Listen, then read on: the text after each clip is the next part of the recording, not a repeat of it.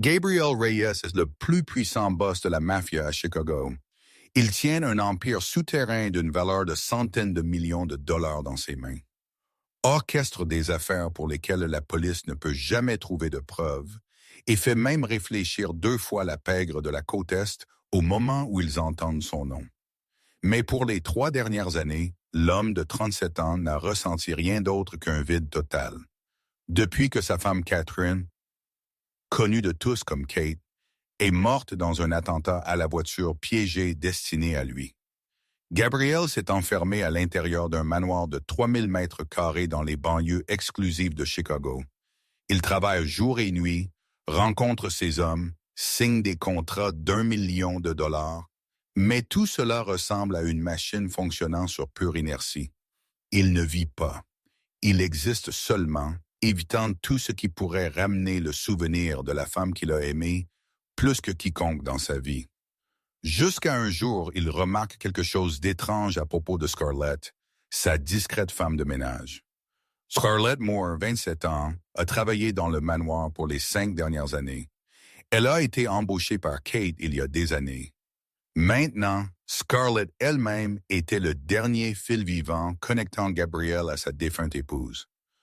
Toutes ces années, Scarlett a fait son travail en silence, presque invisible à l'intérieur d'une maison aussi vaste. Mais dernièrement, quelque chose a changé. Elle est enceinte, très visiblement. Et pourtant, en 5 ans de travail, là, elle n'a jamais une seule fois mentionné un mari, un petit ami ou n'importe quel homme à quiconque au manoir. Gabriel commence à la surveiller plus attentivement. Il remarque comment elle essaie de cacher sa nausée matinale, comment son uniforme devient de plus en plus serré autour de sa taille et comment elle évite toujours de soulever quoi que ce soit de lourd. Ses mains tremblent chaque fois qu'il passe. Ses yeux n'osent jamais rencontrer les siens. Il y a des moments où elle semble vouloir dire quelque chose, mais ensuite, elle ravale les mots. Pourquoi est-elle si effrayée? Qui est le père de l'enfant dans son ventre? Et pourquoi continue-t-elle de travailler au lieu de demander un congé maternité comme le ferait n'importe quelle femme ordinaire? Un vendredi après-midi, quand Scarlett quitte le manoir avec son vieux sac noir et son uniforme familier, Gabriel fait quelque chose qu'il n'a pas fait depuis 3 ans. Il la suit, pas dans sa Bentley luxueuse, pas avec une escorte de voiture comme il le ferait normalement. Il conduit une discrète berline noire, garde une distance de sécurité et suit le bus que Scarlett prend tous les jours. Il ne comprend pas ce qui le pousse. Peut-être est-ce la curiosité qui le ronge depuis des semaines. Peut-être est-ce que la solitude qui l'a finalement poussé à se soucier de quelqu'un d'autre que lui-même. Ou peut-être est-ce une étrange intuition qu'il ne peut expliquer. Le bus la transporte vers un quartier pauvre de classe ouvrière à la périphérie de Chicago. Un endroit où un boss de la mafia comme Gabriel n'a jamais mis les pieds. Un paysage d'immeubles délabrés, d'escaliers sombres, la puanteur de l'humidité et le son d'enfants pleurant quelque part au loin. Et ce qu'il découvre après cela ne fait pas seulement le plus froid des boss de la mafia de Chicago fondre en larmes.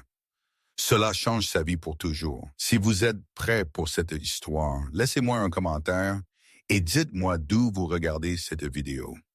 N'oubliez pas d'appuyer sur j'aime pour soutenir la chaîne et partager cette vidéo avec les gens que vous connaissez qui aiment les histoires émotionnelles. Si vous n'êtes pas encore abonné, abonnez-vous et activez les notifications pour ne pas manquer les prochaines histoires.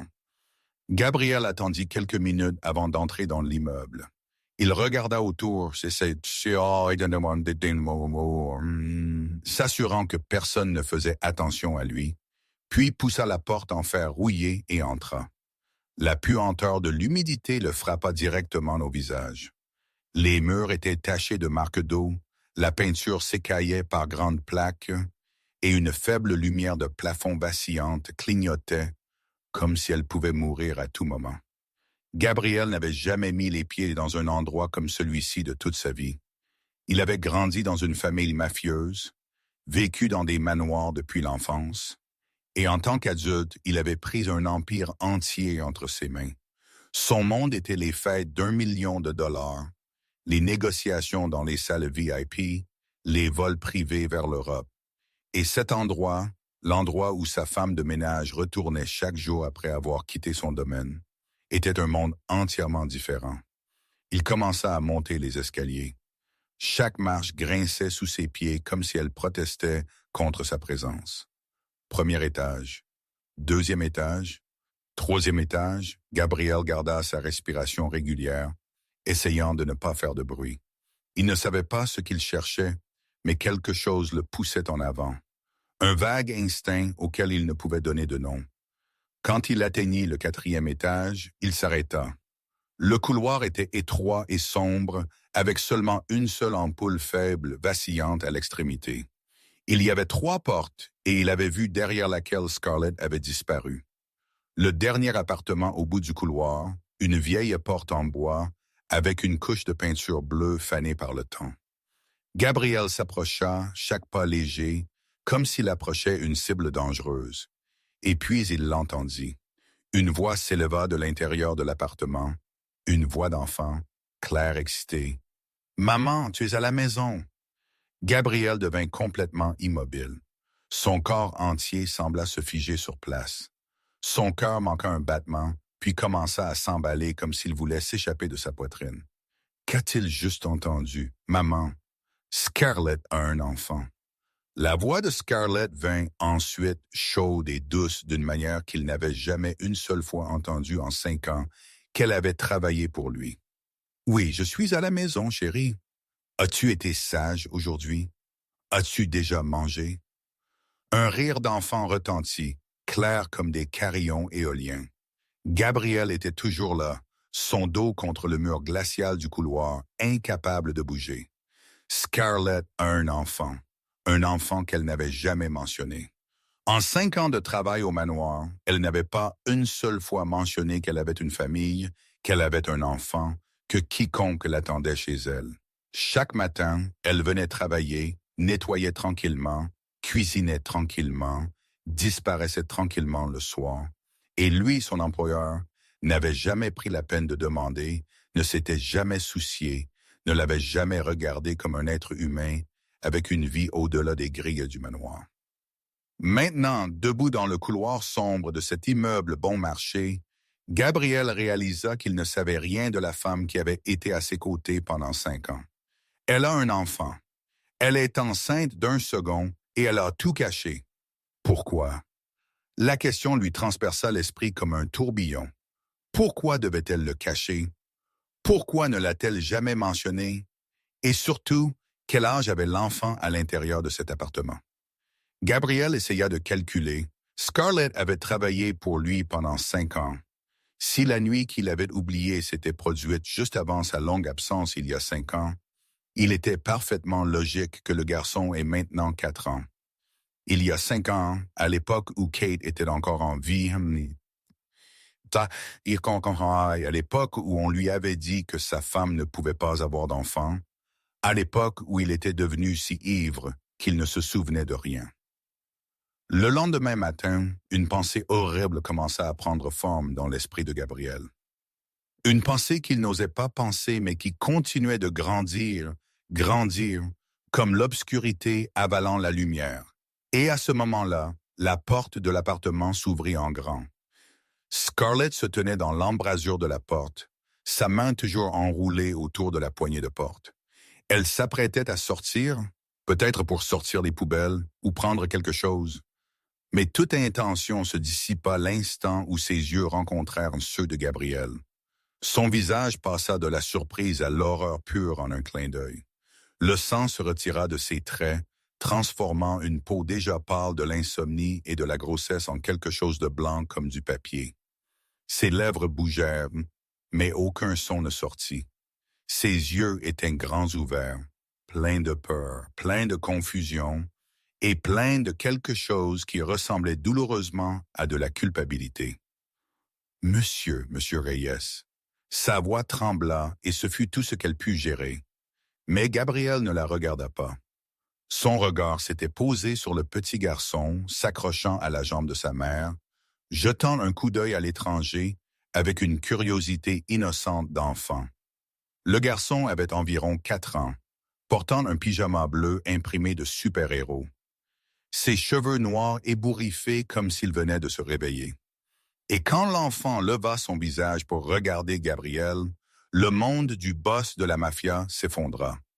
Des yeux noirs d'encre, pas marron, pas noisette comme la plupart des enfants, mais noirs purs, profonds et sans fin, exactement la même couleur que Gabriel voyait tous les jours dans le miroir. Les traits du garçon étaient encore doux, les joues rondes avec la plénitude de l'enfance. Pourtant, les lignes plus nettes commençaient déjà à émerger. Un menton légèrement carré, un nez droit, et la façon dont le garçon inclinait sa tête en étudiant quelque chose avec curiosité, de la même manière que Gabriel le faisait chaque fois qu'il réfléchissait. Kate avait l'habitude de le taquiner à propos de cette habitude. Elle disait qu'il ressemblait à un chiot essayant de comprendre le langage humain. Et maintenant, l'enfant devant lui le faisait exactement de la même manière. « Maman, qui est cet homme? » La voix du garçon était claire, innocente, inconsciente que sa simple question venait de déchirer le cœur de l'homme debout là. Gabriel ne répondit pas. Il ne pouvait pas. Sa gorge se sentait écrasée, chaque mot piégé à l'intérieur. Il resta seulement là à regarder l'enfant, traçant chaque détail de ce petit visage comme s'il cherchait un défaut, une preuve qu'il se trompait. Mais plus il regardait, plus il se voyait dans ses yeux noirs, dans ce menton carré, dans la façon dont le garçon se tenait droit, confiant même face à un étranger. Le temps sembla s'arrêter. Le couloir sombre, l'odeur de moisi, la télévision murmurant de l'appartement voisin. Tout cela disparut. Il n'y avait que Gabriel, Scarlett et l'enfant. 3 personnes debout dans une étroite embrasure de porte, gardant un secret qui avait été enterré pendant 4 ans. Ethan entre à l'intérieur, chéri. La voix de Scarlett était rauque, presque suppliante. Elle poussa doucement le garçon à l'intérieur, mais Ethan se retourna tout de même pour regarder Gabriel avec une curiosité ouverte. Ethan se racle la gorge. Le nom du garçon était Ethan. Gabriel grava ce nom dans son esprit comme s'il le gravait dans la pierre. Quand l'enfant disparut finalement derrière la porte, Scarlett et Gabriel se firent face en silence. Elle ne courut pas. Elle savait qu'il n'y avait nulle part où courir. Les larmes commencèrent à couler sur ses joues, mais elle ne fit aucun bruit. Elle resta simplement là, les 2 mains enroulées autour de son ventre enceinte, comme si elle cherchait une protection, attendant la tempête qu'elle savait à venir. Ce garçon. Gabriel parla finalement. Sa voix était basse et rauque, chaque mot tiré de sa gorge par la force. Quel âge a-t-il? Scarlett ferma les yeux. Les larmes continuaient de tomber, et quand elle les ouvrit à nouveau, elles contenaient 4 ans de souffrance, 4 ans de secret, 4 ans à tout porter seul. 4, murmura-t-elle. Ethan a 4 ans. La réponse, même si Gabriel l'avait déjà connue, le frappa quand même comme un marteau. 4 ans, il y a 5 ans, la nuit où il avait été ivre au point de ne plus rien se souvenir le lendemain matin. Tout se mit en place comme les pièces d'une image qu'il n'avait jamais voulu voir. Scarlett prit une longue et profonde inspiration, essayant de se calmer, même si tout son corps tremblait. Elle recula, ouvrit la porte plus largement et parla doucement. Sa voix presque un murmure, « S'il vous plaît, entrez ». Gabriel franchit le seuil comme un somnambule. Il n'était plus le puissant boss de la mafia, plus l'homme qui contrôlait un empire souterrain entier. À ce moment-là, il était simplement un homme qui venait de découvrir une vérité qui pouvait changer sa vie complètement. L'appartement était si petit que Gabriel pouvait l'embrasser d'un seul regard. Un salon combiné à une cuisine, une porte menant à une chambre, et une autre porte qui était probablement la salle de bain. L'espace total était probablement inférieur à 40 mètres carrés, plus petit que la salle de bain de son manoir.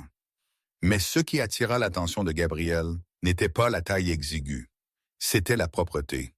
Tout dans l'appartement était vieux. Un canapé en tissu usé à un coin, une table en bois couverte de rayures, un petit réfrigérateur vrombissant comme s'il allait mourir. Pourtant, tout avait été soigneusement essuyé, soigneusement arrangé. Pas un grain de poussière, pas une tache nulle part. C'était la maison d'une femme qui était habituée à nettoyer. Une femme qui l'avait transformée en instinct, et partout sur les murs il y avait des dessins d'enfants, cribouillis au crayon, dessins de maisons, dessins d'arbres, un fils souriant, une femme aux cheveux longs tenant la main d'un petit garçon. Gabriel regarda ces images et sentit son cœur se serrer comme si quelqu'un le serrait. C'était la vie de son fils. Pendant 4 ans, alors qu'il vivait dans un manoir de 3000 mètres carrés avec des dizaines de domestiques, son fils avait grandi dans cet appartement de 40 mètres carrés. Pendant qu'il signait des contrats d'1 million de dollars, son fils dessinait des images avec des crayons bon marché et les scotchait au mur taché. « Ethan, va dans ta chambre et joue avec tes jouets. »« D'accord, maman a besoin de parler à notre invité. » La voix de Scarlett était douce, mais elle tremblait en parlant au garçon. Ethan leva les yeux vers sa mère, puis vers Gabriel, ses yeux toujours pleins de curiosité. Mais il hocha la tête obéissant et courut dans la petite pièce voisine, où Gabriel aperçut quelques jouets en plastique bon marché éparpillés sur le sol. La porte se ferma. L'appartement sombra dans le silence. Scarlett se tenait à côté de la table à manger, les 2 mains toujours enroulées autour de son ventre enceinte comme un bouclier. Elle n'osa pas s'asseoir. Elle n'osa pas croiser les yeux de Gabriel. Elle resta simplement là, attendant comme un accusé au tribunal en attente d'un verdict. Gabriel ne s'assit pas non plus. Il se tenait au milieu de la pièce exiguë, grand et déplacé parmi les meubles usés. L'air était si lourd qu'il semblait pouvoir être coupé avec un couteau. Ils savaient tous deux que tout ce qui allait être dit allait tout changer, et ils avaient tous deux peur de ce moment. Finalement, Gabriel brisa le silence. « Dis-moi. » Sa voix était presque trop silencieuse pour être entendue. « Dis-moi tout. » Scarlett ferma les yeux une seconde, comme si elle essayait de rassembler chaque dernier lambeau de courage qui lui restait à l'intérieur. Quand elle les rouvrit, ils étaient bordés de rouge, et sa voix s'abaissa, portant le poids de 4 années passées à garder un secret seul. Elle commença à parler, mot par mot, comme si elle enlevait des couches de glace qui s'étaient durcies autour de son cœur. Pendant toutes ces années, il y a 5 ans, Kate est allée rendre visite à sa famille en Californie. La grand-mère de Kate était gravement malade, et Kate décida de rester et de prendre soin d'elle, pour au moins 2 semaines. C'était la première fois depuis leur mariage que Kate était loin de Gabriel aussi longtemps. Scarlett se souvenait clairement de ce jour, le jour où tout commença à changer. Gabriel retourna au manoir ce soir-là, avec un visage aussi blanc qu'un homme qui avait perdu son âme. Il ne dit pas un seul mot à personne. Il alla droit dans son bureau et claqua la porte. Scarlett était encore une jeune femme alors, seulement 22 ans, et elle travaillait au manoir depuis seulement quelques mois, et elle n'osa pas poser de questions. Elle savait seulement que quelque chose de très sérieux s'était produit. Cette nuit-là, vers 23h, tandis que Scarlett finissait les dernières de ses tâches avant de retourner dans la petite pièce réservée au personnel, elle entendit des bruits venant du salon, le tintement d'une bouteille d'alcool contre un verre, un soupir lourd et épuisé. Et puis, des pleurs. Scarlett se figea devant la porte du salon. Elle ne pouvait pas croire ce qu'elle entendait. Gabriel Reyes, le boss de la mafia que tout Chicago craignait. L'homme froid qui ne laissait jamais transparaître même la plus petite émotion pleurait. Pas des sanglots forts, mais un genre de pleurs étouffés et douloureux. Le son d'un homme essayant de se retenir et n'y parvenant plus. Elle aurait dû partir. Elle aurait dû retourner dans sa chambre et faire semblant de n'avoir rien entendu. Mais Kate lui avait dit une fois que si quelque chose arrivait à Gabriel, pendant que Kate était absente, de prendre soin de lui pour elle. Kate disait que Gabriel avait l'air fort à l'extérieur, mais à l'intérieur, il était plus fragile que quiconque. Alors Scarlett poussa la porte et entra. Gabriel était assis par terre, le dos contre le canapé, entouré d'une bouteille de whisky presque vide et de papier éparpillé partout. Il leva la tête et la regarda avec des yeux injectés de sang, flous, pleins de douleur, et il lui raconta ce qui s'était passé. Cet après-midi-là, il avait reçu les résultats des tests du médecin. Kate ne pouvait pas avoir d'enfant. Les médecins avaient effectué tous les tests, tous les examens, et leur conclusion finale était que le corps de Kate ne pouvait pas mener une grossesse. Leur plus grand rêve, le rêve d'avoir un enfant, s'était complètement brisé. Gabrielle raconta à Scarlett à quel point Kate avait désespérément voulu être mère, à propos des nuits où elle lui avait chuchoté à propos de la chambre d'enfant qu'ils décoreraient, à propos des noms qu'ils avaient déjà choisis pour leur futur enfant. Et maintenant, rien de tout cela ne deviendrait jamais réel. Il ne savait pas comment le dire à Kate. Il ne savait pas comment affronter sa douleur. Lui, un homme qui pouvait résoudre n'importe quel problème avec de l'argent et du pouvoir, était complètement impuissant face à cela. Scarlett s'assit à côté de lui. Elle ne savait pas quoi dire, car quel mot pourrait adoucir une telle douleur? Elle resta juste assise là, silencieuse, pour qu'il sache qu'il n'était pas seul. Gabrielle continua à boire, à pleurer et à parler. Il parla de Kate, de leur amour, de sa peur de la perdre, du sentiment qu'il était un échec parce qu'il ne pouvait pas lui donner la seule chose qu'elle voulait le plus. Il devint si ivre qu'il ne pouvait plus contrôler ses mots, ne pouvait plus contrôler ses actions. Et puis à un certain moment de la nuit, quand Scarlett essayait de l'aider à se lever pour qu'elle puisse le ramener dans sa chambre, tout dépassa le contrôle. Scarlett s'arrêta là, sa voix se coinçant. Elle ne blâmait pas Gabrielle. Elle ne se blâmait pas non plus. Elle dit seulement que c'était une nuit où aucun d'eux n'était vraiment lui-même. Il se noyait dans le chagrin et l'alcool. Et elle voulait seulement le réconforter, voulait apaiser sa douleur de la manière dont Kate le lui avait demandé. Mais la limite fut franchie, et quand Scarlett se réveilla le lendemain matin, Gabrielle dormait encore profondément dans le lit. Elle quitta la pièce en silence, son cœur battant, son esprit dans le chaos. Elle ne savait pas quoi faire, ne savait pas quoi dire. Elle savait seulement que ce qui s'était passé pouvait tout détruire. Et quand Gabriel se réveilla vers midi, il ne se souvenait de rien. Il regarda Scarlett comme il le faisait toujours, lui ordonna de préparer le petit déjeuner sans aucun souvenir de la nuit d'avant. Cette nuit avait été effacée de son esprit par trop d'alcool. Et Scarlett décida qu'elle garderait ce secret pour toujours. Gabriel resta debout en silence, écoutant chaque mot que Scarlett disait. Il n'interrompit pas, ne réagit pas, resta seulement là comme une statue de pierre, tandis que l'histoire d'il y a 5 ans se déroulait lentement.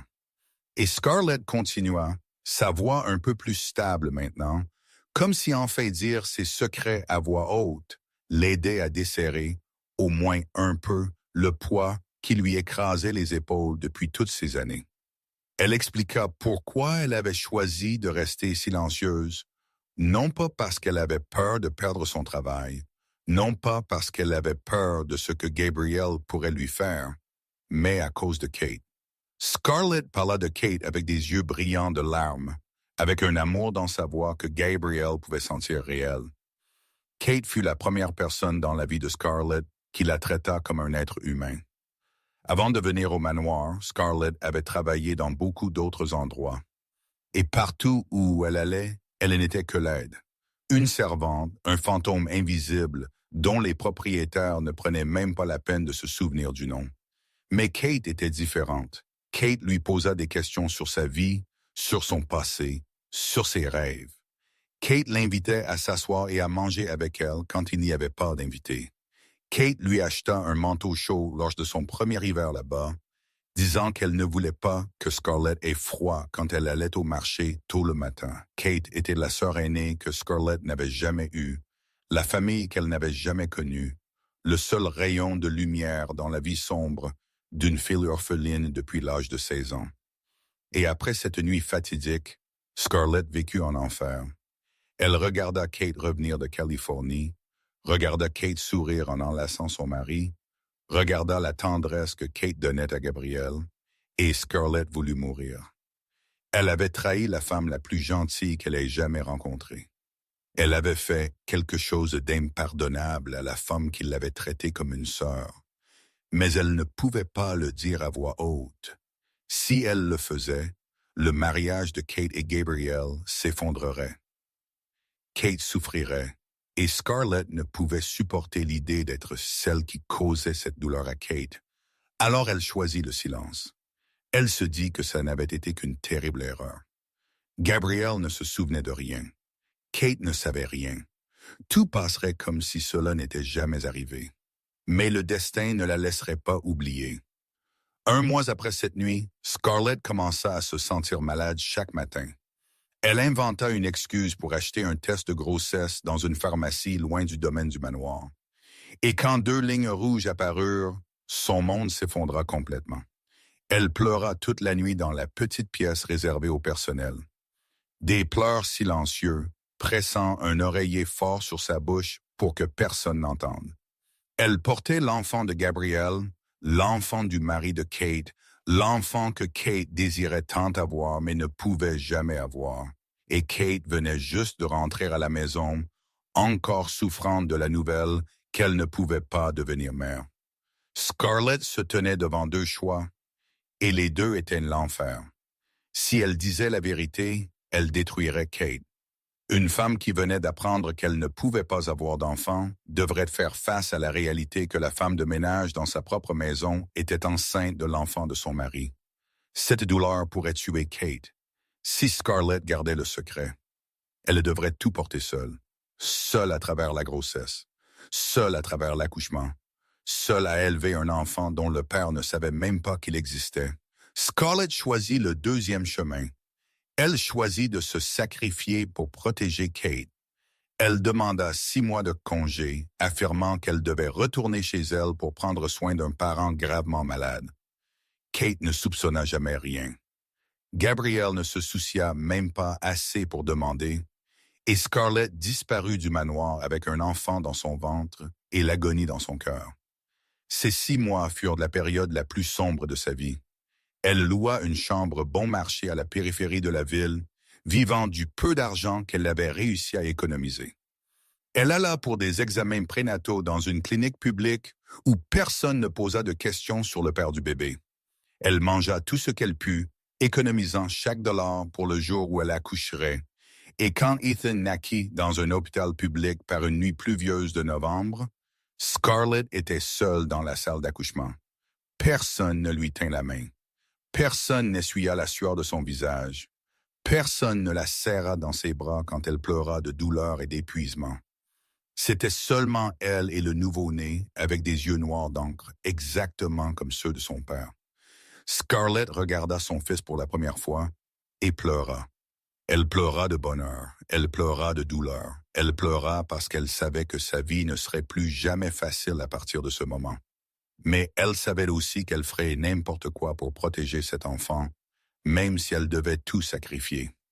Scarlett continua à parler, sa voix s'aplatissant en quelque chose de presque stable, comme si elle lisait à voix haute son propre journal. Un journal rempli de pages trempées de larmes et de sueur. Après la naissance d'Ethan, l'argent qu'elle avait économisé commença à disparaître jour après jour. Loyer de la chambre, lait infantile, couche, visite chez le médecin pour un nouveau-né qui pleurait toutes les nuits. Chaque parfum devait être calculé avec soin, et chaque mois qui passait devenait un combat pour survivre. Elle essaya de trouver un autre travail, mais qui embaucherait une mère célibataire sans diplôme, sans expérience au-delà du nettoyage de maison, et un nouveau-né dont elle devait prendre soin. Elle fut rejetée dans des dizaines d'endroits, et quand Ethan eut 4 mois, l'argent dans sa poche n'était suffisant que pour durer 2 semaines de plus. Ce fut alors qu'elle prit la décision de retourner au manoir. Elle savait, se racle la gorge, c'était fou, travailler pour le père de son enfant alors qu'il n'avait aucune idée que l'enfant existait même. Le voir tous les jours tout en ayant à cacher le plus grand secret de sa vie. Mais elle n'avait pas d'autre choix. Le manoir payait bien et elle avait besoin d'argent pour élever son fils. Kate l'accueillit à bras ouverts. Cette femme gentille ne soupçonna jamais rien, seulement heureuse que sa petite sœur soit revenue. Et Scarlett dut vivre avec ce tourment chaque jour, regardant Kate lui sourire tout en sachant qu'elle cachait un secret qui pourrait détruire la vie de Kate. Scarlett trouva Rosa, une femme veuve qui vivait dans l'appartement d'à côté dans l'immeuble Bon Marché que Scarlett louait. Rosa avait plus de 100 ans. Ses enfants grands et loin, et elle accepta volontiers de garder Ethan pour une petite somme d'argent chaque mois. Chaque matin, Scarlett se réveillait à 4 heures, nourrissait Ethan, le baignait, puis le laissait avec Rosa avant de prendre le bus pour le manoir. Chaque nuit, elle rentrait à la maison quand Ethan dormait déjà, seulement capable de presser un baiser sur son front avant de s'effondrer sur le lit d'épuisement. Ces années passèrent comme un cauchemar sans fin. Elle travaillait 12 heures par jour à nettoyer l'énorme manoir, servant l'homme qu'elle savait être le père de son enfant, mais ne pouvait jamais le dire à voix haute. Elle regardait Gabriel passer devant elle sans lui accorder un regard, et elle se disait que c'était pour le mieux. S'il ne se souciait pas d'elle, il ne découvrirait jamais le secret. Alors Kate mourut. Scarlett s'arrêta là, sa voix se resserrant. Elle dit que le jour où Kate mourut fut le jour où elle perdit la seule famille qu'elle avait. Elle pleura d'innombrables nuits, non seulement parce qu'elle avait perdu Kate, mais aussi parce qu'elle ressentait un soulagement sachant que Kate n'aurait jamais à apprendre la vérité. Et puis elle se détesta pour ce soulagement. 3 ans après la mort de Kate, Scarlett rencontra Derek. Il était le plombier appelé quand son appartement commença à fuir. Il avait un sourire doux, une voix chaleureuse et une façon de la regarder comme si elle était la plus belle femme du monde. Pour la première fois depuis de nombreuses années, Scarlett se sentit aimée. Derek lui fit des promesses. Il dit qu'il l'épouserait. Il prendrait soin d'Ethan comme le sien. Il lui donnerait d'une vraie famille. Et Scarlett Wamaman, une femme qui avait été seule beaucoup trop longtemps, le crut. Elle lui donna tout ce qui restait de son cœur. Et puis elle découvrit qu'elle était enceinte. Quand elle le dit à Derek, il resta silencieux longtemps et dit qu'il avait besoin de temps pour réfléchir. Le lendemain, il disparut.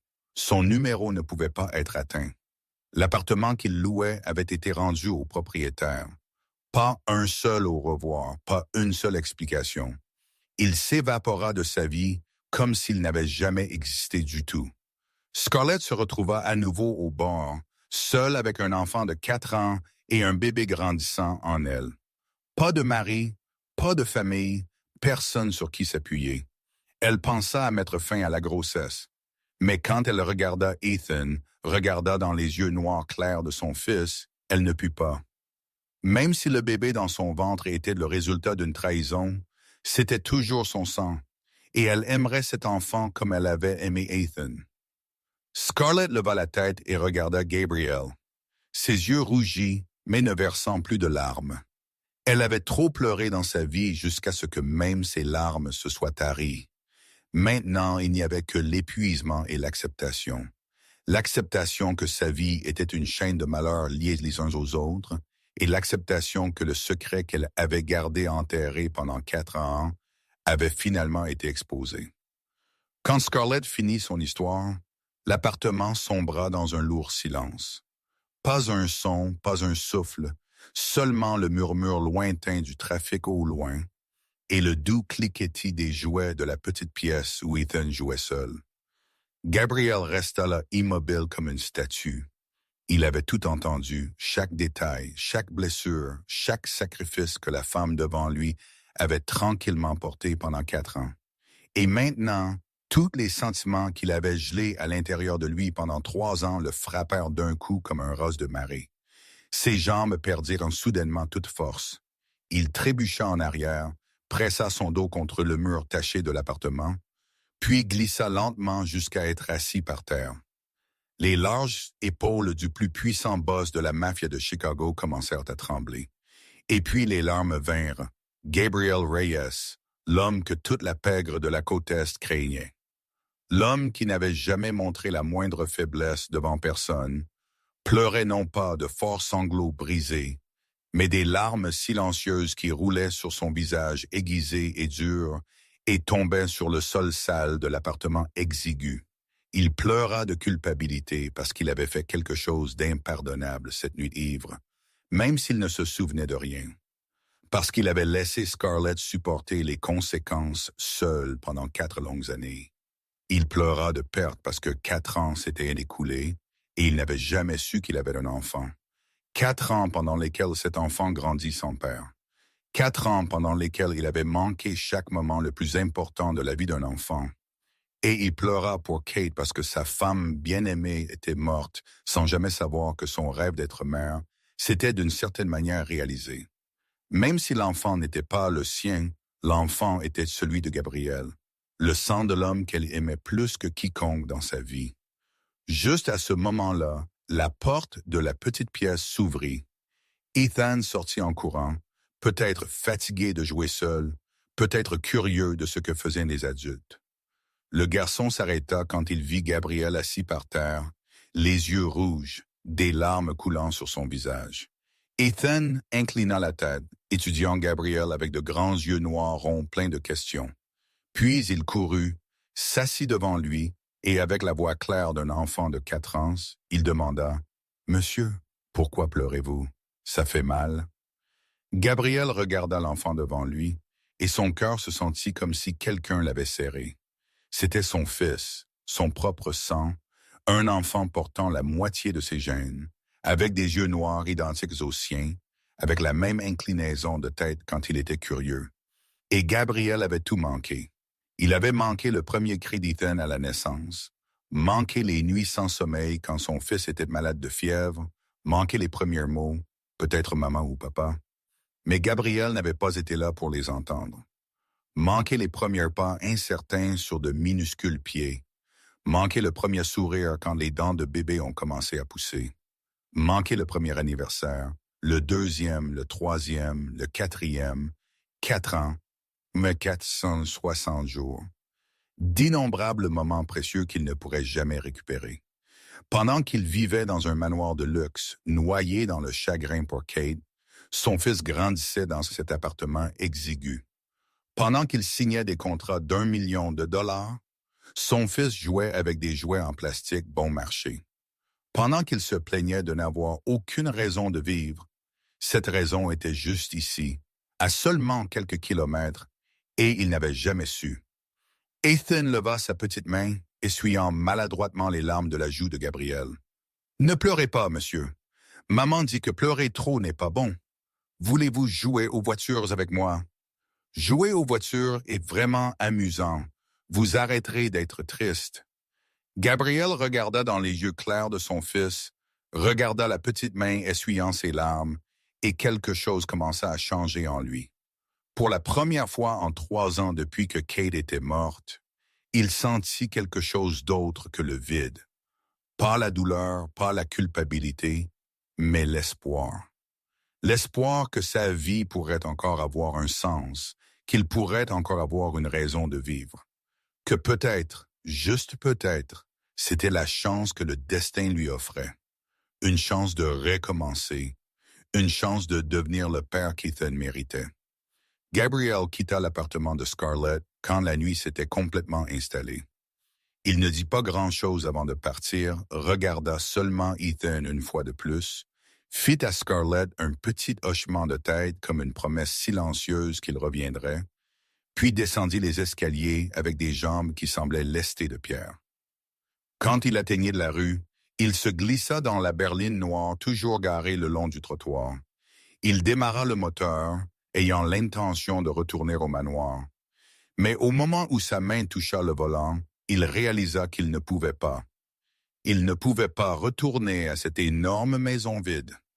Il ne pouvait pas affronter le silence terrifiant des pièces qui avaient autrefois abrité le rire de Kate. Pas ce soir.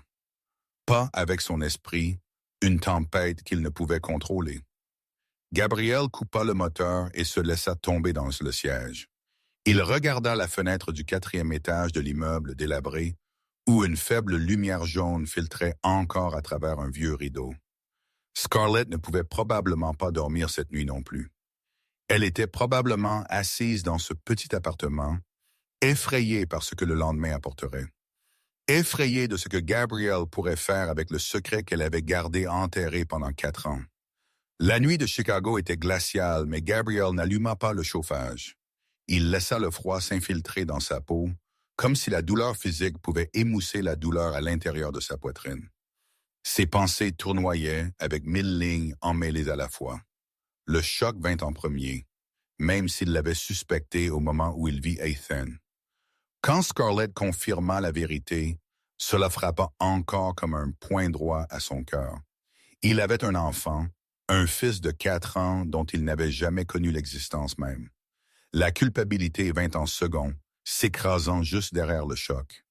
Il avait fait une erreur cette nuit ivre. Même s'il ne se souvenait pas, même s'il ne l'avait jamais voulu, il était toujours le seul responsable. Il avait laissé Scarlett supporter les conséquences seule. Elle avait été enceinte seule, accouchée seule, élevé leur enfant seule pendant 4 ans. Pendant qu'ils vivaient enveloppés de luxe, elle se battait pour chaque sou juste pour acheter du lait pour son fils. La douleur vint en troisième, la plus profonde et la plus têtue de toutes. Douleur pour les 4 années qui étaient passées.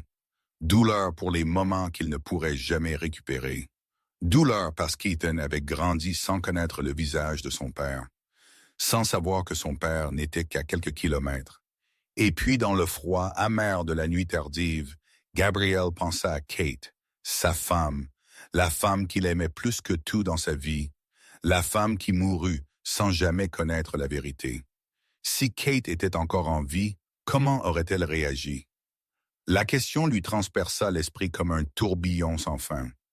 Kate aurait été dévastée. Cela était certain. Apprendre que son mari avait un enfant, avec la femme de ménage, quels que soient les circonstances, aurait été un couteau planté droit dans son cœur. Mais Gabriel connaissait sa femme. Il connaissait le cœur de Kate. Elle était la femme la plus compatissante qu'il ait jamais rencontrée. Elle aimait les enfants plus que tout au monde. Elle avait pleuré quand elle apprit qu'elle ne pouvait pas avoir de bébé. Non pas à cause d'elle-même, mais parce qu'elle voulait aimer un enfant, en regarder un grandir, être une mère.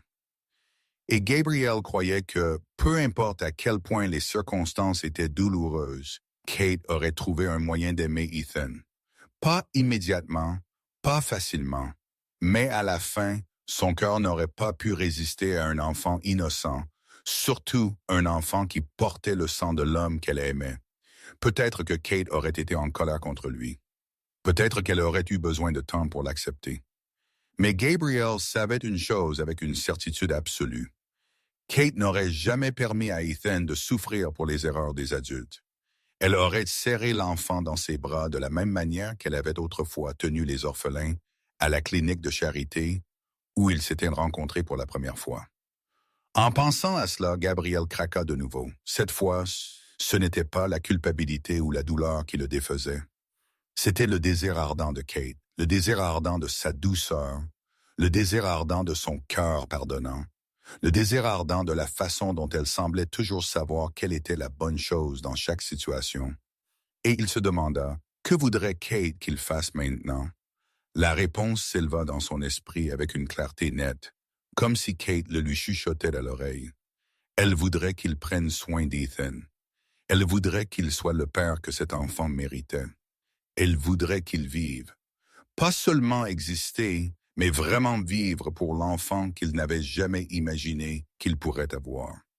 Gabriel resta assis dans la voiture toute la nuit, regardant la fenêtre du 4e étage jusqu'à ce que la lumière s'éteigne, et puis il continua à regarder dans l'obscurité. Il ne dormit pas. Il pensa seulement au passé, au présent et au futur. Le ciel de Chicago passa lentement du noir au gris, puis du gris à un rose pâle, alors que les premiers rayons d'un nouveau jour commençaient à se lever le long de l'horizon. Gabriel était toujours assis dans la voiture, ses yeux injectés de sang par le manque de sommeil. Pourtant, son esprit n'était plus aiguisé qu'il ne l'avait été depuis des années. Pendant toute la longue nuit, il avait pensé à Ethan, à Scarlett, à Kate, à sa vie et aux choix qu'il avait menés à ce moment. Et tandis que le soleil montait lentement, répandant une lumière dorée chaude sur les immeubles d'appartements délabrés du quartier ouvrier, Gabriel eut finalement sa réponse. Il ne fuirait pas. C'était la première chose dont il était certain. Pendant 3 ans, Il avait fui la douleur de perdre Kate en s'enterrant dans le travail, dans le vide, dans la carapace froide qu'il mettait chaque jour. Mais cette fois serait différente. Cette fois, il y ferait face. Il ne serait pas en colère. C'était la deuxième chose qu'il se dit. Scarlett avait gardé le secret pendant 4 ans, mais elle ne l'avait pas fait par égoïsme ou pour lui nuire. Elle l'avait fait à cause de Kate, à cause de l'amour qu'elle portait à la femme qui la traitait comme une sœur, parce qu'elle ne voulait pas détruire le bonheur de quelqu'un d'autre, même si cela signifiait sacrifier sa propre vie. Gabriel n'avait aucun droit d'être en colère contre une femme qui avait tant sacrifié, et il ferait la bonne chose. Pour la première fois en ses 37 ans, Gabriel Reyes prendrait une décision, non pas pour l'empire mafieux, non pas pour l'argent, non pas pour le pouvoir ou le statut, mais pour la famille. Vraie famille. Il avait passé toute sa vie à construire un empire souterrain, devenant un nom que la pègre craignait, faisant ses preuves dans un monde où la faiblesse signifiait la mort. Mais qu'est-ce que tout cela importait s'il n'avait personne avec qui le partager? Qu'est-ce que cela importait quand il retournait à cet énorme manoir chaque nuit et que seul le silence l'accueillait? Kate avait autrefois été le sens de sa vie, et quand elle mourut, il pensa que ce sens mourut avec elle. Mais maintenant le destin lui avait donné une seconde chance. Ethan, son fils, son propre sang, un enfant de 4 ans aux yeux noirs clairs et un sourire qui pouvait faire fondre même le cœur gelé d'un boss de la mafia. Gabriel prit une profonde inspiration, sentant l'air du petit matin remplir ses poumons. Il regarda une fois de plus la fenêtre du 4e étage. Le soleil du matin brillait à travers le vieux rideau, le faisant luire comme une promesse de jours meilleurs à venir. Il retournerait à cet appartement. Il dirait à Scarlett qu'il n'était pas en colère, qu'il comprenait, qu'il voulait être le père d'Ethan. Pas avec de l'argent ou du pouvoir, mais avec la présence, avec l'amour, avec tout ce qu'il pouvait donner. Pour la première fois en 3 ans, Gabriel sourit. À exactement 9 heures du matin, Gabriel se tenait devant la porte en bois bleu fanée de l'appartement du 4e étage. Du lever du soleil jusqu'à maintenant, il avait passé le temps à acheter du café et du pain dans un petit magasin à proximité. Non pas parce qu'il avait faim, mais parce qu'il avait besoin de faire quelque chose en attendant 1 heure convenable pour frapper. Il ne voulait pas venir trop tôt et réveiller Ethan. Il voulait parler avec Scarlett d'abord. Voulait qu'elle comprenne ce qu'il avait décidé pendant la longue nuit. Gabriel prit d'une profonde inspiration, puis leva la main et frappa. 3 coups doux, rien de la façon dont il frappait autrefois au manoir. Toute autorité et commande. Cette fois, il frappa comme un homme demandant la permission d'entrer, comme un homme suppliant pour une chance. Quelques secondes passèrent en silence. Puis il entendit de légers pas à l'intérieur, le son du verrou tournant et la porte s'ouvrit lentement. Scarlett se tenait là, portant encore les vêtements d'hier, ses cheveux en désordre, ses yeux gonflés et rouges. Clairement, elle n'avait pas dormi non plus. Clairement, elle avait pleuré, peut-être pleuré toute la nuit, anxieuse et terrifiée par ce qui allait se passer ensuite. Quand elle vit Gabriel, ses yeux s'écarquillèrent de choc et de panique. Elle devait avoir imaginé des centaines de résultats différents, qu'il enverrait des avocats pour obtenir la garde, qu'il la virerait, qu'il serait furieux et se vengerait de la manière dont un boss de la mafia le pourrait. Mais elle ne s'attendait pas à ce qu'il revienne lui-même. Le lendemain matin, un sac de pain à la main et les yeux cernés de rouge, affamé de sommeil. Monsieur Reyes, la voix de Scarlett était rauque et tremblante. Je peux expliquer. Gabriel leva une main, l'arrêtant. Tu n'as pas besoin d'expliquer autre chose, dit-il. Sa voix basse et douce. J'ai tout entendu et j'ai réfléchi toute la nuit. Scarlett resta là, ses mains inconsciemment enroulées autour de son ventre enceinte dans un réflexe d'autoprotection. Elle attendit, attendant que la tempête frappe, attendant les accusations, les menaces, tout ce qu'elle avait imaginé pendant 4 ans, chaque fois qu'elle pensait à ce secret étant exposé. Mais au lieu de cela, Gabriel dit quelque chose qu'elle n'aurait jamais pu attendre. « Je ne suis pas en colère contre toi. Scarlett cligna des yeux comme si elle ne pouvait pas en croire ses propres oreilles. « Je ne suis pas en colère », Gabrielle répéta, sa voix stable et claire. « Je comprends pourquoi tu l'as gardé secret. Tu l'as fait pour Kate, parce que tu l'aimais et tu ne voulais pas la blesser. Ce n'est pas un péché, c'est un sacrifice. » Les larmes commencèrent à couler sur les joues de Scarlett, mais elle ne bougea pas, toujours incapable de croire ce qu'elle entendait. Gabrielle continua, chaque mot mesuré avec soin. « Où j'ai manqué 4 ans de la vie d'Ethan, 4 ans que je ne pourrai jamais récupérer, mais je ne veux pas manquer un jour de plus. » Il regarda droit dans les yeux de Scarlett, le regard d'un homme qui avait retrouvé son but. « Je veux connaître mon fils. Je veux être le père d'Ethan. Je veux compenser tout ce pourquoi je n'étais pas là dans sa vie.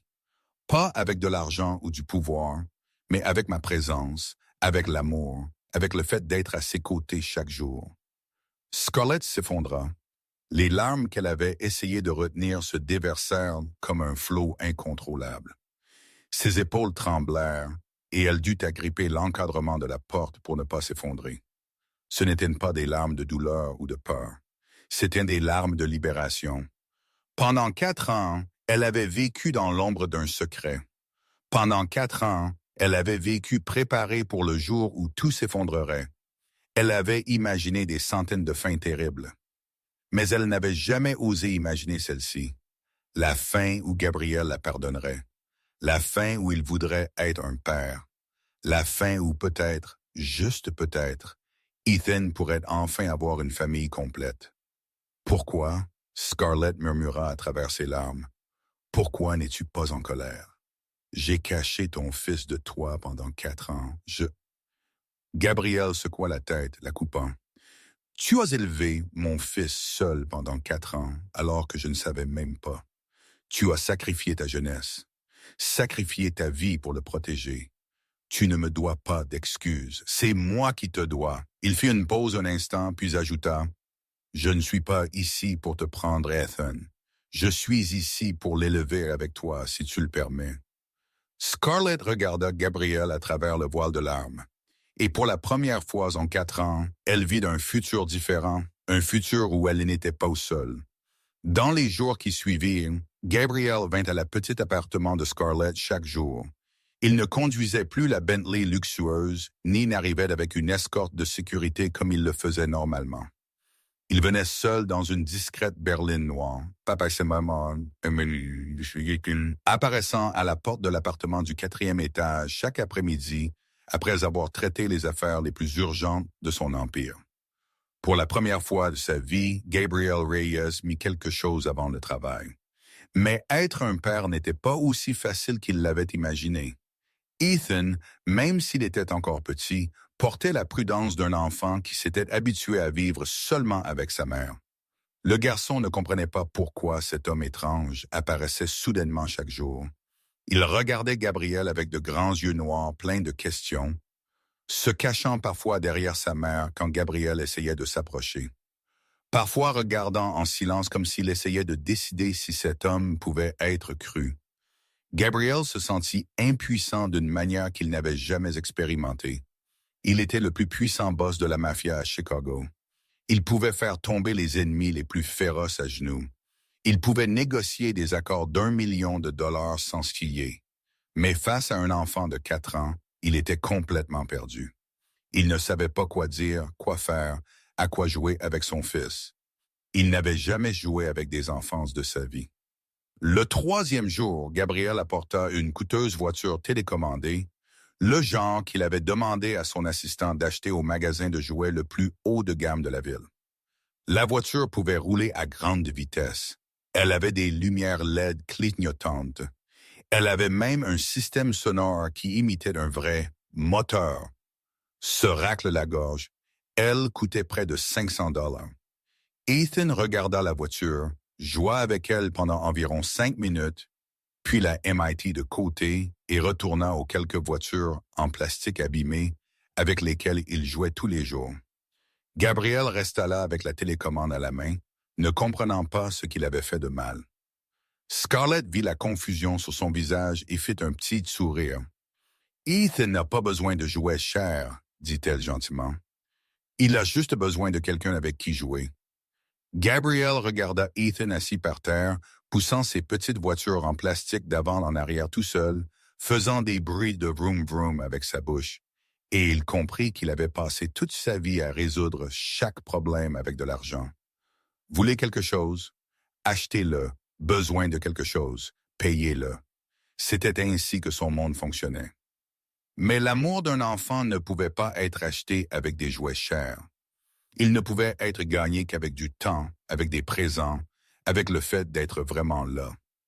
Le lendemain, Gabriel n'apporta aucun jouet du tout. Au lieu de cela, quand il arriva à l'appartement, il enleva sa coûteuse veste de costume, retroussa les manches de sa chemise habillée et s'assit par terre à côté d'Ethan. Le garçon le regarda avec surprise. Personne ne s'était jamais assis par terre pour jouer avec lui comme ça, sauf sa mère. « Peux-tu me prêter une voiture? » Gabriel demanda, sa voix portant une maladresse qui surprit même lui quand il l'entendit. Ethan hésita une seconde, puis tendit à Gabriel une voiture jouet rouge, et ils commencèrent à jouer. Gabriel ne savait pas comment jouer aux voitures avec un enfant. Il poussa juste la voiture d'avant en arrière maladroitement, essayant d'imiter le son vroom vroom qu'Ethan faisait toujours, mais cela ne sembla pas importer. Ce qui importait, c'était qu'il était là, assis sur le sol froid d'un appartement exigu, donnant son temps à son fils. Ethan commença à rire. Le son clair retentit quand Gabriel poussa accidentellement la voiture contre le mur et fit un bruit de boom ridicule. Le garçon se plia en deux de rire et Gabriel réalisa que c'était le plus beau son qu'il ait jamais entendu de sa vie. Du coin de la cuisine, Scarlett resta debout, regardant le père et le fils jouer ensemble, des larmes silencieuses coulant sur ses joues. Pas des larmes de souffrance, mais des larmes d'une mère qui voyait enfin son enfant avoir un père. 2 semaines passèrent depuis le jour où Gabriel commença à rendre visite à Ethan chaque jour. Leur relation avait progressé, même si lentement. Ethan ne se cachait plus derrière sa mère quand il voyait Gabriel. Il commença même à tendre ses jouets à Gabriel quand il voulait quelqu'un avec qui jouer. Mais le garçon l'appelait toujours cet homme ou l'invité, gardait toujours une distance invisible que Gabriel ne savait pas comment franchir. Jusqu'à une nuit, c'était un samedi, et Gabriel resta à l'appartement plus tard que d'habitude. Lui et Scarlett s'assirent à parler sur le vieux canapé, tandis qu'Ethan était allé dormir à 20 heures juste.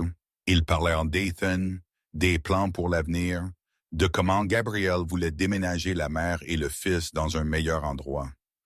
Scarlett était encore hésitante, pas prête à accepter une aide qui semblait trop grande, mais elle avait commencé à s'ouvrir. L'horloge était proche de 23 heures quand un cri de pleurs éclata de la chambre. Le cri d'Ethan, brut de peur et de panique. Gabriel et Scarlett bondirent tous deux. Mais Gabriel fut plus rapide. Peut-être était-ce l'instinct d'un homme habitué à réagir rapidement dans des situations dangereuses. Peut-être était-ce parce qu'il était assis plus près de la porte de la chambre. Il se précipita avant que Scarlett ne puisse même se lever du canapé. Ethan était assis dans son lit, ses yeux serrés, des larmes coulant sur ses joues, sa bouche hurlant tandis que ses mains agitaient l'air comme s'il repoussait quelque chose d'invisible. Le garçon faisait un cauchemar. Toujours piégé dans le sommeil, mais terrifié, Gabriel se figea une seconde, ne sachant pas quoi faire. Il n'avait jamais affronté rien de tel. Mais alors l'instinct d'un père, un instinct qu'il ne savait même pas avoir, se manifesta. Il s'assit sur le bord du lit et tira doucement Ethan dans ses bras. « Chut, c'est bon, c'est bon, » Gabriel murmura, un bras tenant l'enfant près, l'autre lui tapotant doucement le dos. « Tu es en sécurité. Il n'y a rien d'effrayant ici. » Ethan pleurait encore, mais les sanglots s'adoucirent juste un peu. Il enfouit son visage contre la poitrine de Gabriel, ses petites mains agrippant la chemise de Gabriel, comme s'il avait peur d'être laissé derrière. Gabriel continua de le tenir, continua de le réconforter, et puis soudain une mélodie familière s'éleva dans son esprit, une berceuse que Kate chantait autrefois. Kate n'avait pas une belle voix de chanteuse, mais elle aimait chanter. Elle chantait quand elle cuisinait, quand elle nettoyait, quand ils étaient assis ensemble, les soirs tranquilles. Et il y avait une chanson qu'elle aimait particulièrement, une vieille berceuse que sa mère lui avait chantée quand elle était petite. Gabrielle commença à chanter, sa voix basse et pas tout à fait juste, mais la mélodie était bonne. Il chanta doucement, presque un murmure, tandis qu'il gardait Ethan serré contre lui, petit à petit. Les pleurs du garçon s'arrêtèrent complètement. La respiration d'Ethan se régularisa, et il glissa dans un sommeil paisible, toujours recroquevillé dans les bras de Gabrielle. De l'embrasure de la porte, Scarlett regarda, des larmes silencieuses coulant sur son visage. Elle avait tout vu le plus froid des boss de la mafia de Chicago, assis sur un petit lit dans un appartement exigu, tenant son fils et chantant une berceuse d'une voix maladroite. C'était la plus belle image qu'elle ait jamais vue. Gabrielle reposa soigneusement Ethan, tira la couverture sur lui, puis resta à ses côtés un peu plus longtemps pour s'assurer que le cauchemar ne revienne pas.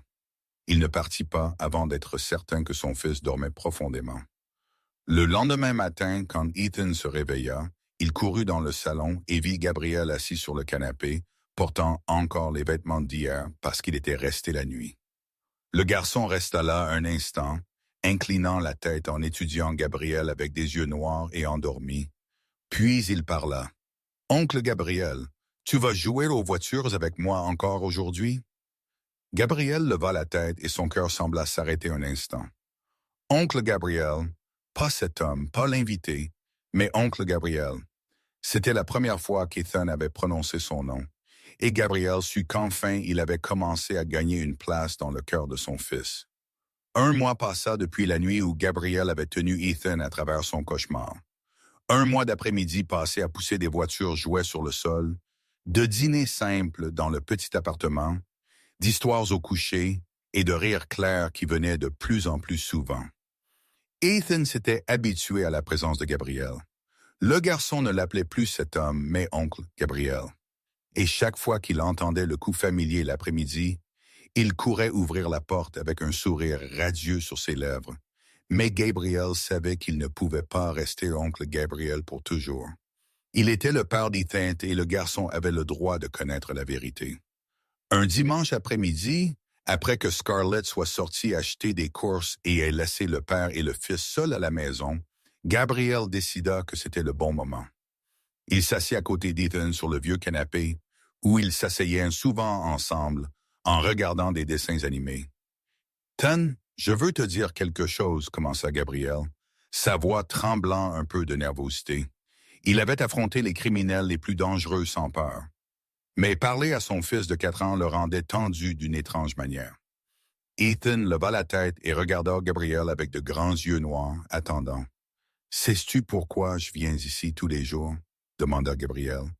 Ethan secoua la tête. « Parce que tu aimes jouer avec moi? » Gabriel sourit. « Oui, j'aime vraiment jouer avec toi. Mais il y a une autre raison aussi. » Il prit une profonde inspiration, puis continua. « Ethan, je suis ton papa. » Se racle la gorge. Le garçon cligna des yeux, inclinant sa tête comme il le faisait toujours quand il essayait de comprendre quelque chose. « Papa? » « Oui, papa. » Gabriel hocha la tête. « Avant, je ne savais pas que tu existais. Je ne savais pas que j'avais un fils. Mais maintenant, je sais. Et je veux être avec toi, prendre soin de toi, t'aimer comme les autres papas le font pour leurs enfants. » Il essaya d'expliquer avec les mots les plus simples qu'il put, ne sachant pas à quel point un enfant de 4 ans comprendrait vraiment. Il s'était préparé à des questions difficiles, à des doutes auxquels il ne saurait pas répondre. Mais Ethan resta seulement silencieux un instant, son petit visage pensif de la manière sérieuse que les enfants peuvent avoir. Puis il leva les yeux, ses yeux s'illuminant.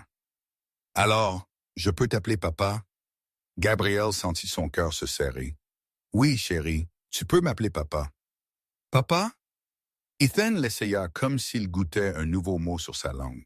« Papa, papa, papounet », il le répéta encore et encore, souriant plus largement chaque fois, comme s'il venait de découvrir un merveilleux nouveau jouet. Puis soudain, Ethan s'arrêta et fixa Gabriel avec un sérieux si intense que c'en était presque drôle. Papa, je peux te demander quelque chose? Oui. Demande-moi si tu es vraiment mon papa. Ethan hésita une seconde, puis continua avec un visage plein d'espoir. Je peux avoir un chien? J'ai voulu un chien longtemps, mais maman dit que notre endroit est trop petit et nous ne pouvons pas en avoir un. Mais tu as une grande maison, n'est-ce pas?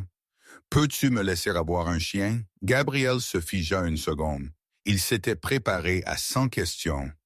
Pourquoi n'étais-tu pas avec moi avant? Aimes-tu maman? Vas-tu repartir? Mais il ne s'était pas préparé à cela. Et puis il rit.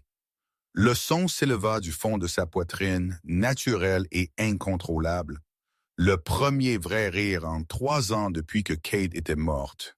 Ethan le regarda rire sans comprendre pourquoi. Mais le garçon rit aussi, son rire clair se mêlant au rire chaleureux et grave de son père. Oui, dit Gabriel quand il cessa finalement de rire, ses yeux encore humides. Je te promets, tu vas avoir un chien. Le premier week-end après qu'Ethan ait appelé Gabriel papa, le petit garçon fut amené au manoir à la périphérie de Chicago. Scarlett vint avec lui, encore un peu timide, alors qu'elle entrait dans la maison où elle n'était autrefois entrée qu'en tant que femme de ménage. Mais Gabriel lui avait clairement fait savoir qu'elle était maintenant la mère de son fils, et elle avait le droit d'entrer dans cette maison comme de la famille, non comme une servante. Ethan se tenait devant la haute grille en fer du manoir, ses yeux noirs si grands qu'ils semblaient ne pouvoir tomber de sa tête. Il n'avait jamais vu une maison aussi grande de sa vie.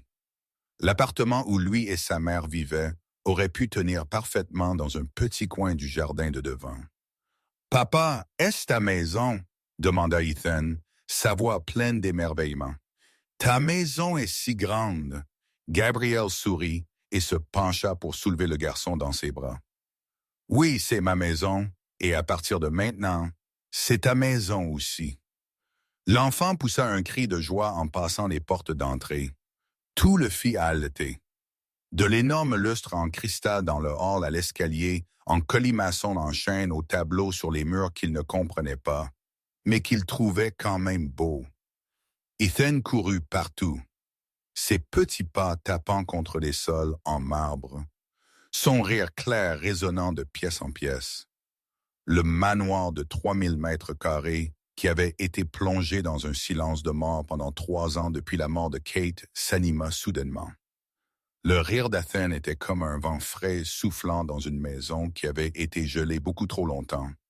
Il se glissa dans chaque coin, chassant l'air lourd et sombre que le personnel avait enduré pendant des années. Thomas, le majordome, qui avait servi la famille Reyes pendant plus de 20 ans, se tenait au bord du hall et n'en croyait pas ses propres yeux. Il avait vu Gabriel grandir d'un adolescent insouciant en le plus puissant boss de la mafia. Il avait vu Gabriel aimer Kate, épouser Kate, puis la perdre. Et pendant 3 ans, il s'était inquiété que son maître ne se remette jamais.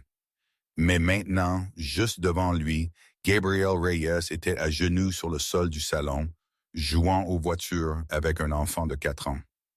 L'homme froid, craint et respecté par toute la pègre de Chicago rampait sur le sol, poussant une voiture en plastique bon marché qu'Ethan avait apportée de l'ancien appartement, faisant des bruits de vroom-vroom surcommandés.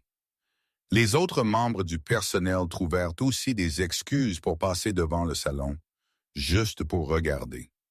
Ils chuchotèrent ensemble dans la cuisine, aucun d'eux n'osant croire ce qu'ils voyaient.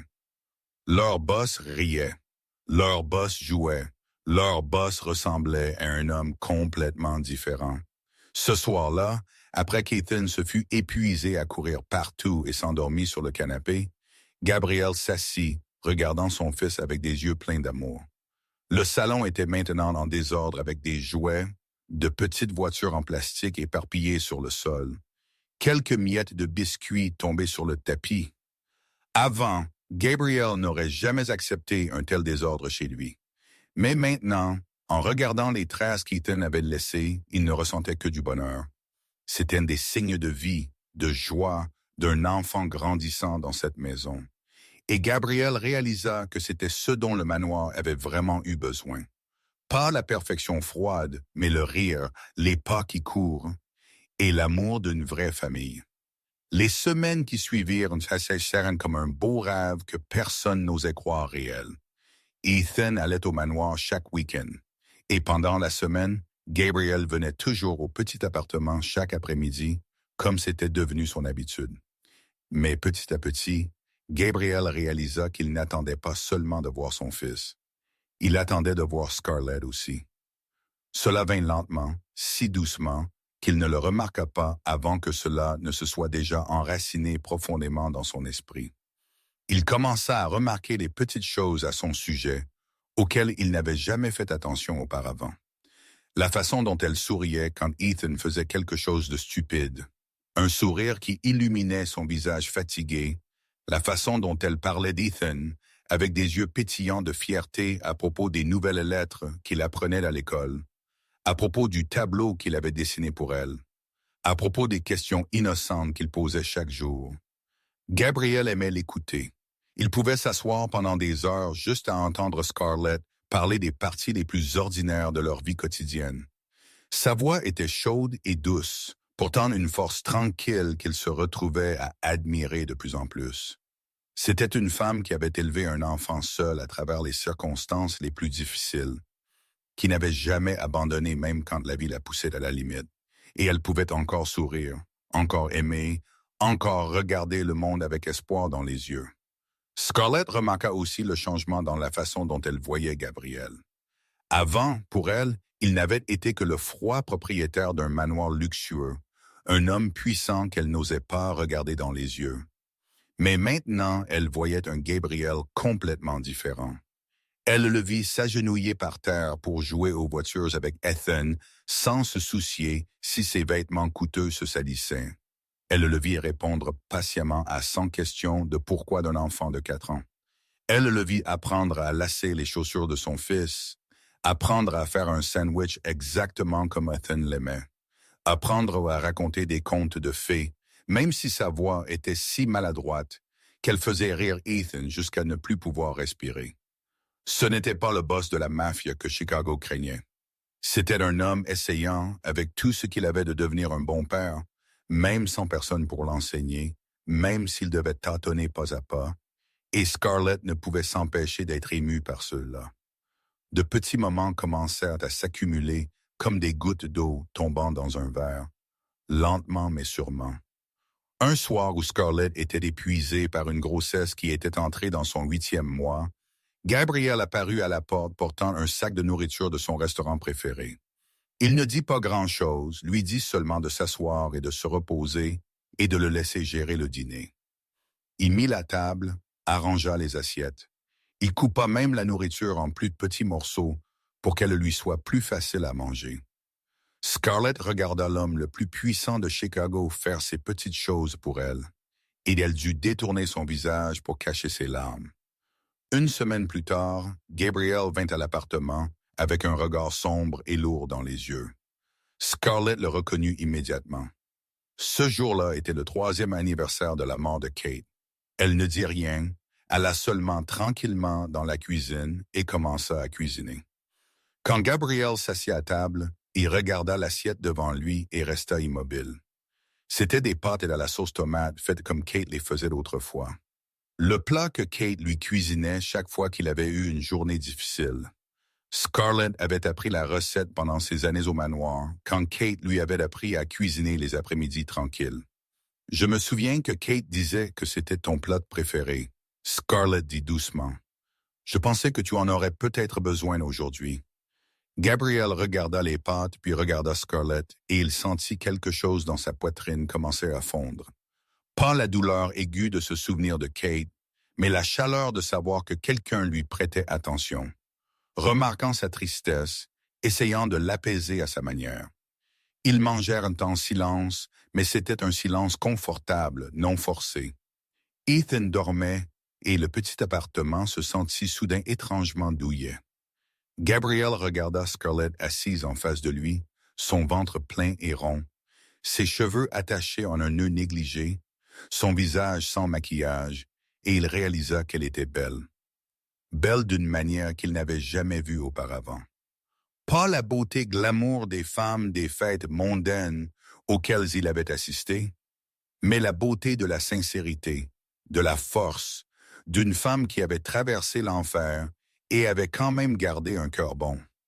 Gabriel n'avait jamais eu l'intention d'aimer quelqu'un à nouveau après la mort de Kate. Il pensait que son cœur était mort avec sa femme. Mais assis ici dans un appartement exigu avec une assiette de pâtes refroidissant sur la table, il réalisa que son cœur battait toujours.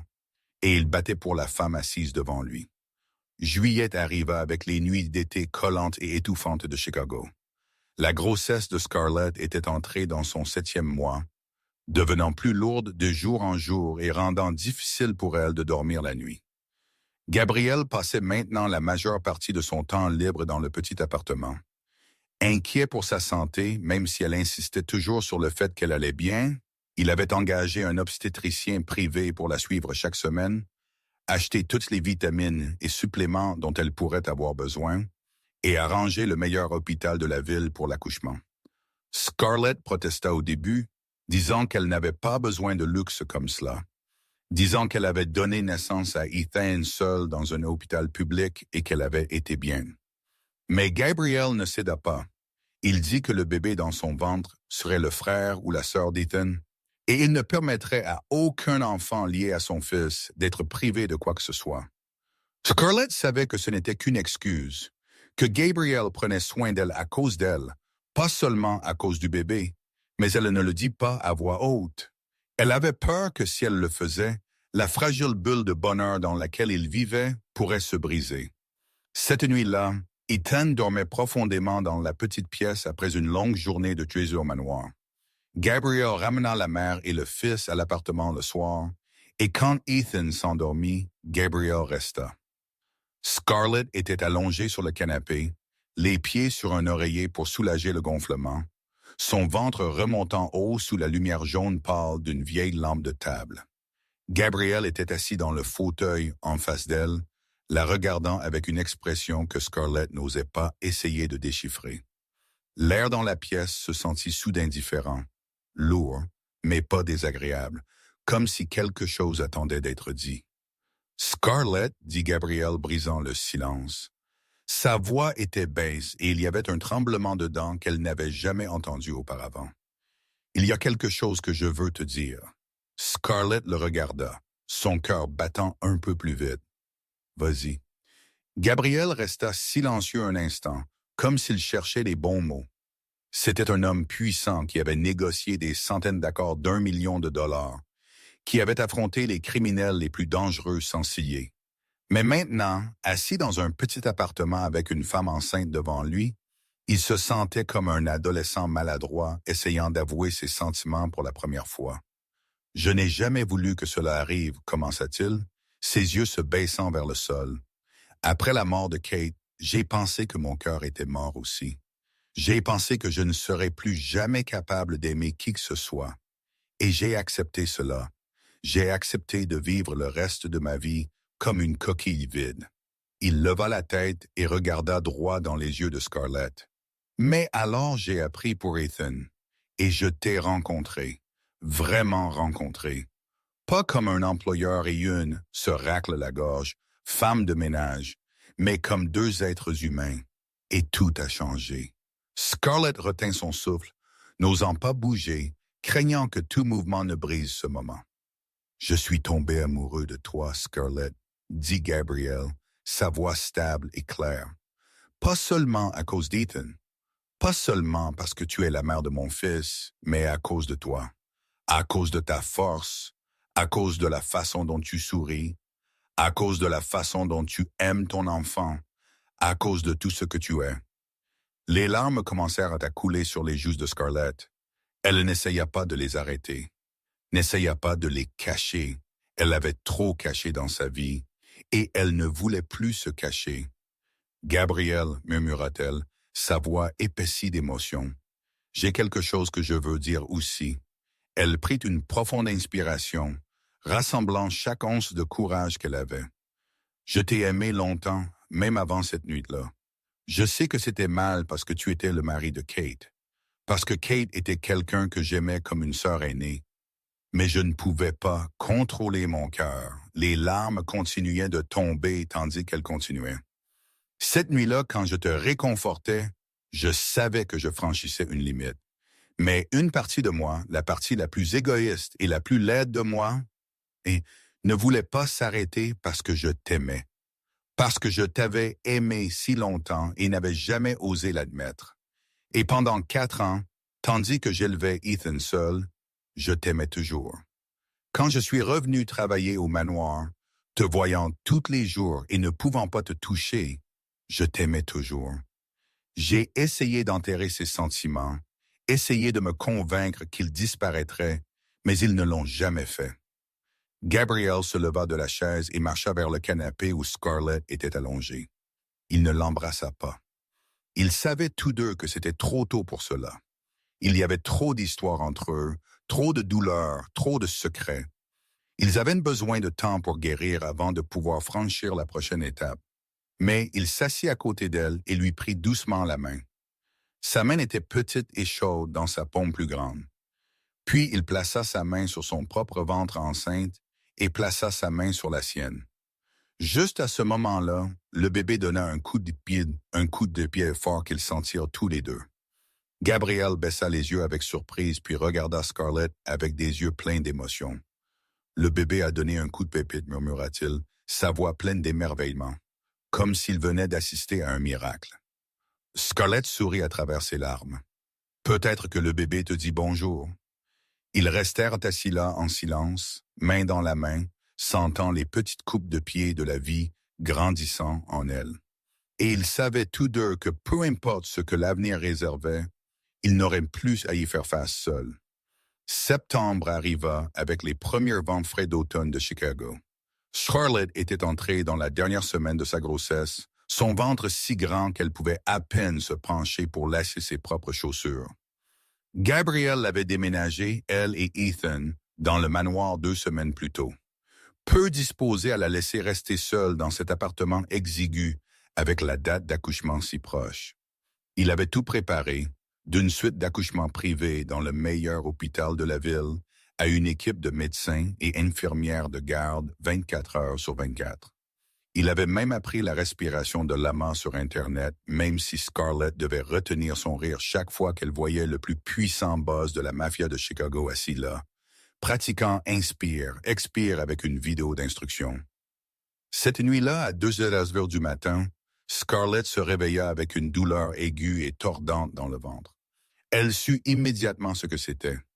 Elle avait vécu cela une fois avec Ethan, seule dans un hôpital public froid. Mais cette fois, c'était différent. Cette fois, quand elle appela, Gabriel fut à ses côtés en quelques secondes. Il dormait dans la pièce voisine depuis 2 semaines, incapable d'être à plus d'un seul pas de la porte de Scarlett. Tout bougea rapidement après cela. Une voiture les emmena à l'hôpital dans la nuit. L'équipe médicale prête comme si tout avait été arrangé longtemps auparavant. Scarlett fut amenée dans la salle d'accouchement et Gabriel resta avec elle du début à la fin. Il lui tint la main fermement à travers chaque contraction, essuya la sueur de son front, lui murmura des encouragements, même si sa propre voix tremblait de peur. C'était la première fois de sa vie que Gabriel assistait à un accouchement, et il réalisa qu'il n'avait jamais vraiment compris la force des femmes avant ce moment. Scarlett, la petite femme qu'il avait autrefois pensée fragile, se battait à travers une douleur qu'il ne pouvait même pas imaginer. Elle serra sa mâchoire. Elle poussa. Elle pleura. Mais elle n'abandonna pas. Et puis, après de longues heures interminables, le cri d'un bébé remplit la pièce. Le premier cri, clair et fort, comme une déclaration au monde qu'une nouvelle vie était arrivée.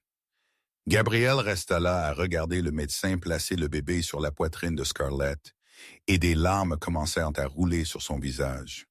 Il n'essaya pas de les cacher. Il ne se souciait pas qu'un boss de la mafia ne soit pas censé pleurer. À ce moment-là, il n'était pas Gabriel Reyes, chef de la famille Reyes. Il était simplement un homme témoin du miracle de la vie. « C'est une petite fille en bonne santé », annonça le médecin avec un sourire. « Exactement 3 kilos. » Scarlett pleura et rit en même temps, serrant sa minuscule fille contre elle. Elle leva les yeux vers Gabriel, ses yeux rouges d'épuisement, mais brillants de bonheur. « Mia, murmura-t-elle. Je veux l'appeler Mia. » Gabriel hocha la tête, incapable de parler parce que sa gorge s'était serrée. Il regarda le minuscule bébé dans les bras de Scarlett, ses yeux encore fermés, sa peau de nouveau-né rouge et ridée. Ce n'était pas son enfant biologique. Il savait que ce bébé était le résultat d'une autre relation avec un homme qui avait disparu quand il apprit que Scarlett était enceinte. Mais quand Gabriel regarda Mia, il ne vit rien de tout cela. Il ne vit qu'un bébé, la petite sœur d'Ethan, l'enfant de la femme qu'il aimait. Et c'était assez. Veux-tu la tenir? Scarlett demanda doucement, sa voix fatiguée mais pleine d'amour. Gabriel hésita une seconde, craignant que ses mains rugueuses ne blessent l'enfant fragile, mais ensuite il prit soigneusement Mia des bras de Scarlett et la tint avec une douceur qu'il n'avait jamais imaginé posséder. Mia ouvrit les yeux et regarda Gabriel avec le regard trouble d'un nouveau-né. Et à ce moment-là, Gabriel prit une décision. « Mia sera ma fille, dit-il, sa voix ferme sans hésitation. Je l'aimerai, prendrai soin d'elle, la protégerai comme si elle était de la mienne. Parce que la famille n'est pas définie par le sang. La famille est définie par l'amour. » Scarlett le regarda et les larmes montèrent de nouveau. Mais c'étaient des larmes de bonheur. Des larmes d'une femme qui avait enfin trouvé un port après des années d'errance. Décembre arriva avec les premiers vents d'hiver mordants et la neige blanche recouvrant le jardin du manoir. Mais à l'intérieur de la maison, l'air était chaud et débordant de joie. Aujourd'hui était le jour du mariage de Gabriel et Scarlett. Ils avaient choisi une petite cérémonie.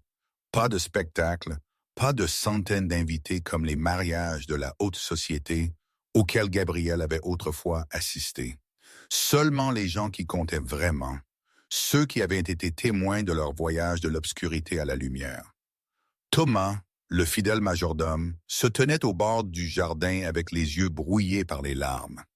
Il avait vu Gabriel grandir, l'avait vu aimer Kate, perdre Kate, puis se noyer dans le chagrin pendant 3 ans. Et maintenant, il regardait Gabriel sourire à nouveau. Vraiment sourire. Pas le sourire social froid d'obligation, mais le sourire d'un homme heureux. Rosa, la voisine qui avait aidé Scarlett à prendre soin d'Ethan pendant 4 ans, était assise au premier rang avec Mia dans ses bras. La petite fille de 3 mois dormait paisiblement, inconsciente que ce jour était le jour le plus important de la vie de sa mère. Rosa regarda Scarlett dans une robe de mariée blanche simple, mais élégante, et elle ne put arrêter les larmes de tomber. Elle avait vu Scarlett se battre à travers la vie, l'avait entendue pleurer tard dans la nuit quand elle pensait que personne ne pouvait l'entendre, s'était inquiétée que la jeune femme ne trouverait jamais le bonheur. Mais maintenant, regardant Scarlett marcher dans l'allée avec un sourire radieux, Rosa savait que chaque inquiétude s'était dissoute, et Ethan, le garçon de 4 ans dans son minuscule petit costume, avait le travail le plus important de sa vie. Il portait un oreiller en velours rouge avec 2 alliances posées dessus, marchant avec le sérieux d'un soldat. Son visage était tendu de concentration, les sourcils froncés, les yeux fixés sur les anneaux comme s'il pouvait tomber s'il laissait son attention glisser ne serait-ce qu'une seconde. Gabriel regarda son fils et dut retenir un sourire. Avant la cérémonie, Ethan lui avait demandé au moins 10 fois à propos de son devoir, avait pratiqué encore et encore comment tenir l'oreiller de la bonne manière, s'était tellement inquiété qu'il pouvait à peine manger le petit déjeuner. Pour le garçon, ce n'était pas juste le mariage de ses parents. C'était le jour où sa famille devint officiellement entière. Quand Scarlett atteignit Gabriel à l'hôtel décoré de fleurs blanches et de bougies lumineuses, ils se regardèrent en silence. Ils n'avaient pas besoin de mots. Leurs yeux disaient tout. Ils avaient parcouru un long chemin pour atteindre ce moment. De la nuit fatidique 5 ans plus tôt, à travers 4 ans de secret et de solitude, à travers la douleur de perdre Kate, à travers le pardon et la guérison, et maintenant ils se tenaient ici, prêts à entrer dans un nouveau chapitre de vie. Avant que la cérémonie ne commence, Gabriel avait fait quelque chose d'important. Il se tenait seul dans sa pièce privée, regardant sa main gauche, où l'alliance de Kate avait reposé pendant 6 ans. Il ne l'avait jamais retirée depuis le jour où Kate l'avait glissée à son doigt lors de leur mariage. Elle était devenue une partie de lui, un fil le liant à sa défunte épouse. Mais aujourd'hui, Gabriel retira lentement l'anneau non pas parce qu'il avait oublié Kate. Il ne le ferait jamais. Kate était son premier amour, la femme qui lui avait appris à aimer, une partie inoubliable de son cœur. Mais il comprit que pour tenir l'avenir, il devait libérer le passé. Non pas pour libérer Kate, mais pour libérer la douleur, pour libérer l'accrochement, pour libérer la culpabilité de vivre encore alors qu'elle était partie. Il plaça l'anneau dans une petite boîte avec la photo de mariage de lui et Kate. Il le garderait pour toujours, une mémoire sacrée, mais son doigt était maintenant prêt à porter un nouvel anneau, une nouvelle promesse, un nouvel amour. Quand Gabriel et Scarlett échangèrent les anneaux, Ethan se tenait à leur côté avec un sourire allant d'une oreille à l'autre parce qu'il avait accompli sa mission parfaitement. Mia dormait toujours dans les bras de Rosa, paisible, inconsciente qu'à partir d'aujourd'hui, elle avait officiellement un père. Et quand l'officiant les déclara mari et femme, Gabriel embrassa Scarlett pour la première fois depuis qu'ils avaient avoué leurs sentiments. Un baiser doux, mais qui contenait chaque promesse de l'avenir. 3 ans s'étaient écoulés depuis le jour du mariage dans le jardin couvert de neige blanche. 3 ans remplis de rire, de bonheur, avec une famille qui s'était enfin trouvée après tant de tempêtes. La famille Reyes aujourd'hui n'était rien comme ses premiers jours où Gabriel suivit Scarlett dans un appartement exigu à la périphérie de Chicago. Gabriel avait 40 ans maintenant.